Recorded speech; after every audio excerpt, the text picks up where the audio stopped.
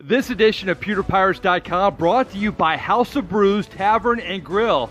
More than beer, House of Brews gives you great food and always great fun. And speaking of food and fun, we'd like to thank our co-title sponsor, Sea Dog Brewing Company. Its Clearwater location and its Treasure Island Brewery by the beach boast the exclusive combo of giving its patrons a New England brewery complemented by a Gulf-inspired menu. Oh, we appreciate you logging on to PewterPirates.com, everybody, and we appreciate our title sponsors, House of Brews and Sea Dog Brewing Company. Great brews, great food, great service. Well, the Buccos, a busy bunch this week, practicing here in their indoor facility and also practicing twice in Nashville and playing a game in Nashville against the Titans on Saturday. We have a jam-packed show this week. Check out your menu, a one-on-one with a key figure on both sides of the ball, up-and-coming wide receiver Chris Godwin, and Brent Grimes, the veteran cornerback. Tony Dungy, the latest addition to the Ring of Honor. We'll hear from the legendary ex-Buccaneer head coach. We'll have Roy Cummings' More Likely segment and an ode to an American classic, electric football. PewterPirates.com, it's next.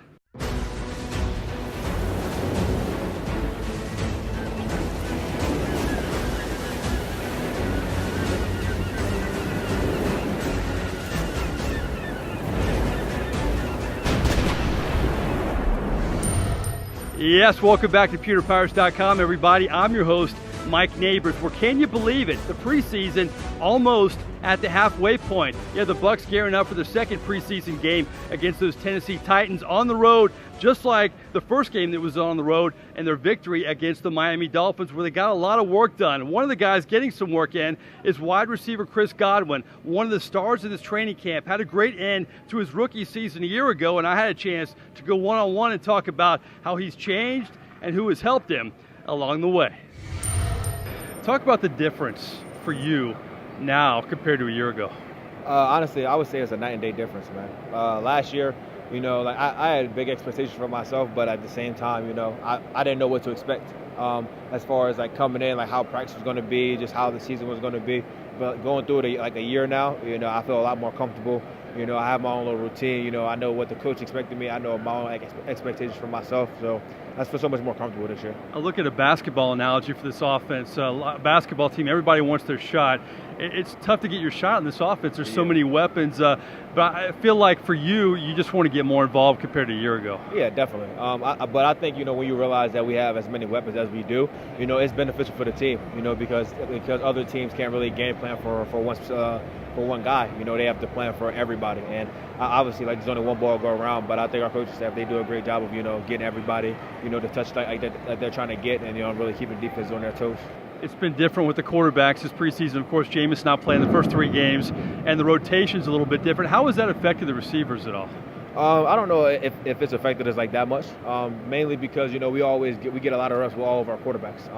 Like I said, our coaching staff, they do a great job of mixing things up. In the offseason, the receivers, we got together with the quarterbacks, and we started working that timing, just building that chemistry. So I mean, it's been pretty good for us so far. Your calling card, I hear this from a lot of people. I don't see him drop a pass in training camp. I know you take a lot of pride in that, don't you? Yeah, definitely. I try to be the best receiver that I can be all around. I try to be a good blocking receiver, a good route runner, a great pass catcher. Try to be a tough guy, and I want to be somebody that my team can rely on. Final question I have, everybody kind of has an idol, somebody they pattern their game after. It seems like your play has really evolved since you've been a Tampa Bay Buccaneer. Who do you pattern your game after? Is there anybody you look up to maybe who was in the league before you or maybe currently? I wouldn't say that I pattern it after one guy. But obviously, just watching football, like growing up my whole life, there were guys that I like to watch. I had the honor to work with Calvin Johnson coming into my rookie year. I learned a lot from him. You train with him? I got the chance to work with Randy Moss this offseason. So like those are like 2 really successful guys that I got to learn from and kind of pick their brain a little bit. And then you just looking around the league, whether there's guys like Mike and DJ can help within our team, or guys like Julio, like Keenan Allen, stuff like that. I try to just do my best to pick small things from everybody's game and try to mold it to my own. Well, I appreciate your time. Good luck the rest of camp. Yep, I appreciate you.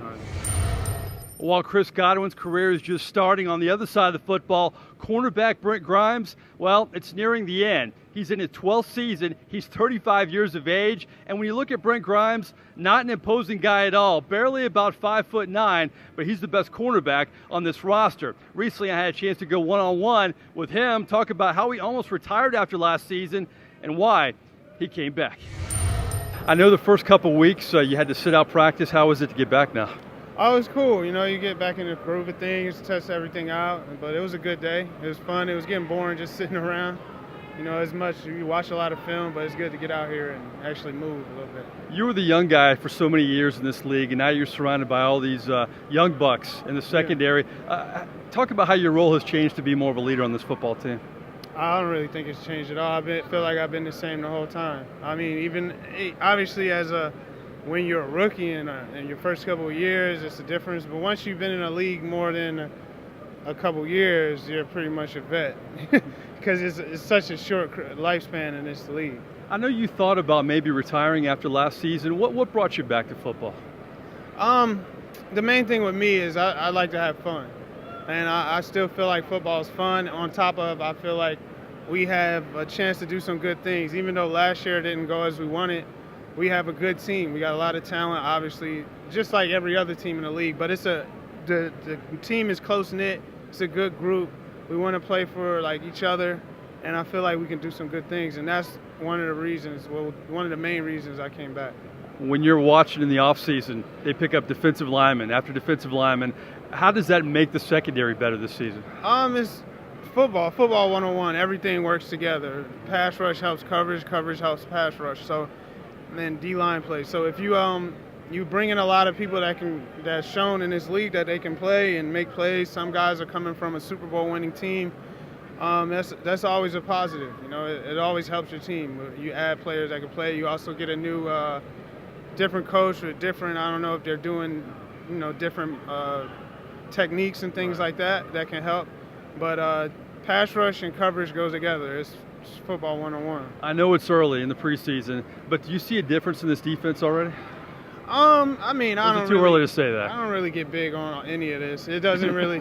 I mean, it matters. It's good work we're putting in, but we're going against each other, and you really don't know until the real season starts. But do I feel good with the way the team is practicing? We're competing really well. Offense is competing. They're making plays. We're making plays. It's good to watch. There's a lot of competitive guys on the field at once, and everybody's trying to get better, and that's all you want in training camp and the preseason. When they draft two cornerbacks in the second round, obviously that doesn't affect your job, but what have been your impressions of Carlton Davis and MJ Stewart so far? I've been impressed. They're picking up the scheme really, really well. They're making plays in practice. They're not making what you want to look for with young guys is just mental errors and things like that, and they're doing really well. On top of, they can obviously play. They're drafted in the NFL, and they're doing a good job. Well, Vernon Hargraves, he had some struggles last year. Yeah. As a veteran on this team, do you try to help him kind of work through some of the things that he goes through? Yeah, it's football. Everybody gets caught up. It's the NFL, but at the end of the day, it's football. He's been playing football his whole life, and he's a damn good football player. He's drafted in the first round. So, yeah, you're going to have some plays. Everybody does that you're not happy about, but when you think about it, you're going against other great players. So they're going to make plays, but you just got to know at the end of the day, when I talk to them, it's football. You take all this, $1 million stuff, fancy buildings, and a whole bunch of fans. At the end of the day, it's the game you've been playing your whole life. So that's my mentality with it. I appreciate your time. All right, thank you. Oh, the Bucs are glad to have Brent Grimes back for another season, and recently they were also glad to have a legend back at One Buc Place. Of course, he's former Buccaneer head coach Tony Dungy. He's an NFL Hall of Famer, but now he's going to be a Buccaneer Hall of Famer. He will be inducted into the Ring of Honor in week number 3 against the Pittsburgh Steelers. Ironic because Dungy played for the Pittsburgh Steelers back in the day as a player for those legendary teams in the 70s. Recently, we caught up to Dungy, who's very excited about his big honor. This franchise giving you an opportunity when you waited for it. You've received a lot of honors, but the fact that they gave you the opportunity, does that separate this honor from many you've received? It really does. I mean, for the first organization that you had a chance to lead, and they recognize you and say, hey, you're one of the people we want to remember. That's pretty special. And as I say, brought back great memories. But I can remember sitting with Mr. Glazer and talking about what we wanted to do and how we wanted to connect this franchise, and we wanted to get the stadium built, and just different things along the way, and seeing it come to fruition, and it's great. It's awesome. Dungy clearly touched by this honor, and it's well-deserved. He, of course, turned around this franchise back in the 1990s. Well, we're just getting warmed up here on pewterpirates.com, and if you haven't logged on during training camp, a lot of great new features for you. Of course, we have one-on-ones with many key players. We have a rookie diary with Bucs second-round cornerback MJ Stewart, a new segment called Got a Minute, where we really get to know the players. And of course, coming up next, a segment you always enjoy, our More Likely segment with Bucs insider Roy Cummings. Stick around. There are a lot of neighborhood bars, but there is only one. House of Brent! It's now better than ever, freshly remodeled with a new U-shaped bar, where it's clear everybody's having fun at the House of Brews! Armed with a full liquor and wine selection, House of Brews houses a large selection of brews. But come on, this place is more than brews. The food takes it to a whole different level. A fresh daily scratch menu serves up a wide variety of favorites, leaving customers always satisfied at the House of Brews. Not your average neighborhood bar. Oh, it's so much more.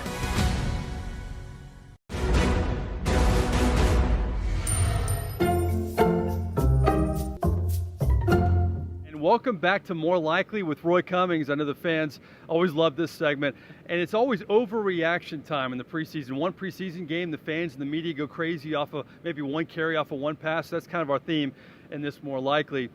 First, More Likely, and I said overreaction, but we're going to talk about the one player you may be concerned about after the first preseason game. Is it running back Ronald Jones? Is it defensive back Ryan Smith? Or is it kicker Chandler Catanzaro? I'm going to go with Ronald Jones. Here's why. Chandler Catanzaro's a veteran. He's done this before. He's 29 on extra points last year, folks. Don't worry about it. Wasn't that great on 40 to 49-yard field goals. Missed one the other night, but I'm not worried. He'll figure it out. I honestly believe that. Ryan Smith should be a backup for this team if all goes the way it should. Ronald Jones is a piece, however, that the Bucs are really counting on. An explosive player, and we just haven't seen that explosiveness here in training camp, and it carried over into game day on Thursday night. That's what you don't want to see. You want to see players that are playing well in training camp carry over that effort into games. That happened with a lot of the players with the Bucs the other night, and unfortunately for Ronald Jones, the same thing happened. Just the adequate play at best that we've been seeing in training camp carried over into the game, and it just makes you wonder. Is this guy gonna get it? Is he an NFL back? I think he is. I think he will get it. But right now, you have to be a little bit concerned. And I think if you're a Bucs fan, I feel you. You haven't had a good kicker since Matt Bryant, and in terms of running back, you don't want another Jeremy McNichols either. Last year, a guy who couldn't adapt to the NFL game. I'd forgotten his name. I had to remind you. Yeah. All right, our second More Likely, Roy Cummings, and our overreaction preseason theme, Ryan Griffin. Boy, I was impressed with him. Really looked sharp, especially the game-winning drive and the 2-minute drill, but it was against the third-teamers. Yeah. More likely, do you want to see more with Ryan Griffin, second-teamers, possibly first-teamers this preseason? I do, and here's why. I'm at the point now where I expect Ryan Griffin to excel in the second half of a first preseason game because, yeah, he's facing a bunch of third-teamers, which means he's facing a bunch of guys who are rookies and guys who probably aren't going to make the team. This guy's been around for 4 years, folks. He can play in the NFL. I think we all know that. He should be beating up on those guys, and he did the other night, so that's good. That's good confirmation, validation that you've got a good quarterback there on your hands. Let's see what he can do against second-teamers, all right? And then let's see if we can, what he can do against first-teamers. The problem is you don't get a lot of opportunities for that because you really, this team has to get Ryan Fitzpatrick ready. It's got to get Jameis Winston ready. Maybe an opportunity comes this week when they go to Nashville to face the Titans a little bit. So maybe you get some first-team reps there. It might be an important week of practice for Ryan Griffin because in games it's hard to get him those reps. But, yeah, absolutely. I would like to see Ryan Griffin get some work with the twos and even with the ones. It's overreaction time, but can we confirm this? The Buccaneers, by far, have the best third-string quarterback in the NFL. They might. All right, our third More Likely in our overreaction preseason theme, Roy Cummings. What's the biggest reason why people overreact in the preseason? Is it the NFL culture? It's just so popular? Is it social media? Or do we blame it on Hard Knocks?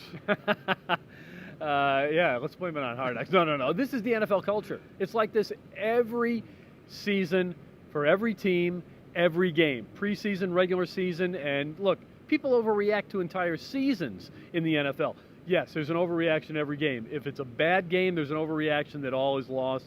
If it's a great game, everybody thinks you're going to the Super Bowl.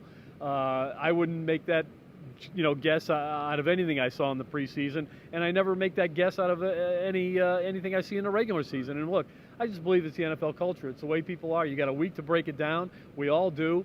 Most teams and their fans take games way too seriously. They don't remember that it's a conglomerate. It's 16 games. It's not all about one game.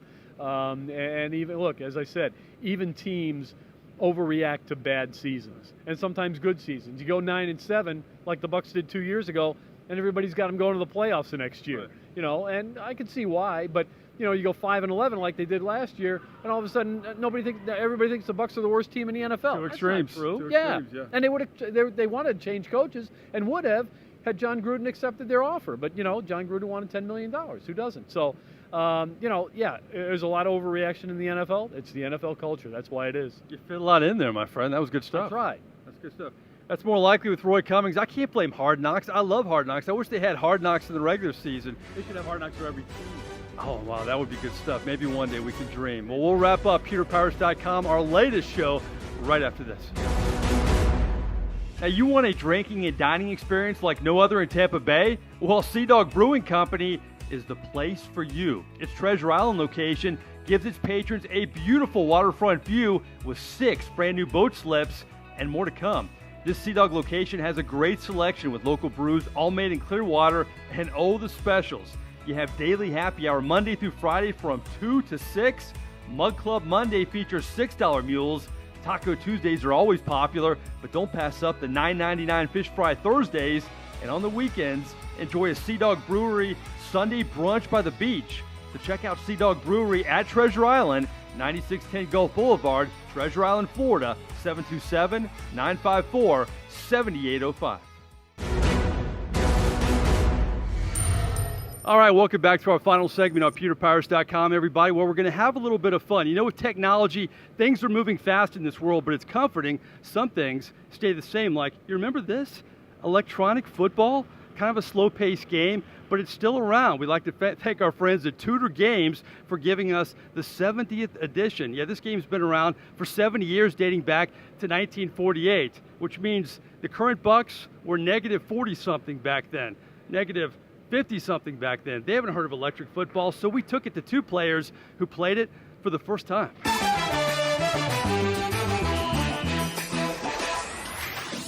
All right, let's kick off the regular season early, shall we? As we have a simulation of the Bucs season opener against those NFC South rival Saints. But who would be brave enough to make their electric football debut? How about Bucs tight end Alan Cross and defensive back Josh Robinson? Listen, guys, first question. It's the 70th anniversary of electric football. Have you ever heard of this game? No, sir. And how old are you? I'm 27. Okay. How old are you? 25. Well, that makes sense because this game is now 70 years old. I can't believe it's 70 years old. Now, Josh Robinson enters with more video game experience, but don't count out Cross, who recalls the highlight of his gaming resume. I got the PlayStation 1 and Marshall Park is on the corner. Right. That's going back, but not as far back as this game. This was a little bit different back in the day, wasn't it? Oh yeah, way different. Okay, time to kick things off in a game where it often takes a while to score, but we had one on the very first play. Oh hell, I'm going backwards. You hit yet? I'm out of bounds now. You lost yardage, huh? Safety, baby. Safety, baby. I like it. The safety by the DB made it 2-zip. I'm glad we got a guy on offense on defense. That just kind of makes us better, doesn't it? Absolutely. This game, like the real game, is all about alignments and adjustments. You making any adjustments? Yeah, you could tell these electric Bucs were getting more comfortable. Like bend these back. Yeah. And go forward. Yeah. And with more comfort came more competitiveness. That's it. With my braces. How do I turn the vibration level It doesn't down? matter. It doesn't matter. Are you enjoying this more than you thought you would? Absolutely. Okay, good. It's cool. All right, with team meetings to attend, we had to cut this game short for these Buccos, where it all came down to this play. Going backwards. Go forward. Going backwards. He's still going backwards. Come on, make the tackle. Make the tackle, Will. You're right there. Make the tackle. Oh, keep going. He ain't down. He's not down. Keep going.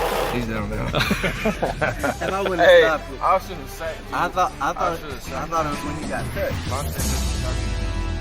Yeah, low-scoring game, but that's what you get in electric football, 2-0. It kind of moves slow, but it hasn't changed much in 70 years. But Tudor Games is giving you a couple new wrinkles like this maneuver right here. Well, we appreciate you logging on to pewterpirates.com. Check out the podcast with myself and Roy Cummings. A few extra bucks, a few extra takes. We have it twice a week during training camp. We'd like to thank our title sponsors, House of Brews and Sea Dog Brewing Company. Until next time, we appreciate you logging on.